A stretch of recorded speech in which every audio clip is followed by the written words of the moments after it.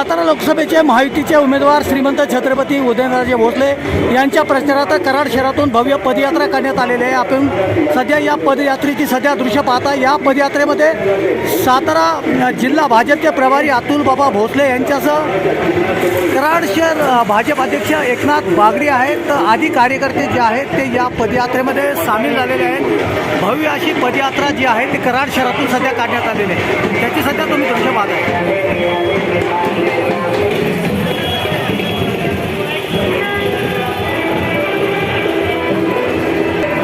सातारा लोकसभा मतदारसंघ पंचवार्षिक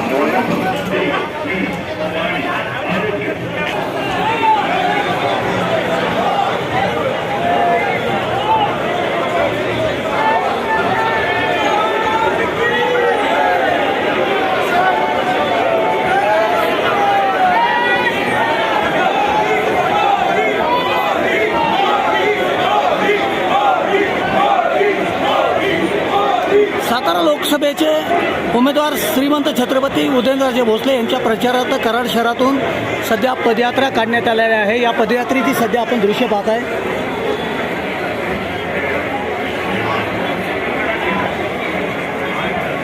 भव्य अशी पदयात्रा कराड शहरातून निघालेली आहे। पदयात्रेला मोठा सध्या प्रतिसाद मतदारांचा मिळालेला आहे। या पदयात्रेची कराड शहरातून आपण दृश्य पाहताय।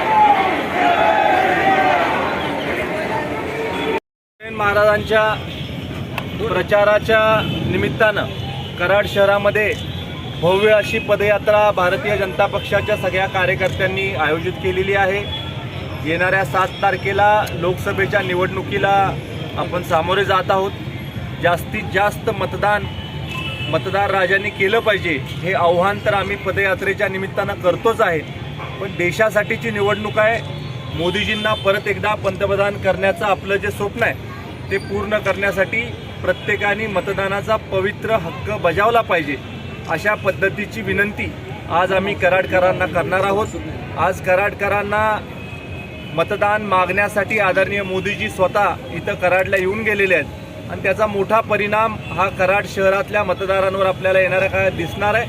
आणि कराड दक्षिण विधानसभा मतदारसंघामधून भरघोष आघाडी आम्ही आपले श्रीमंत छत्रपती उदयन महाराजांना देणार आहोत।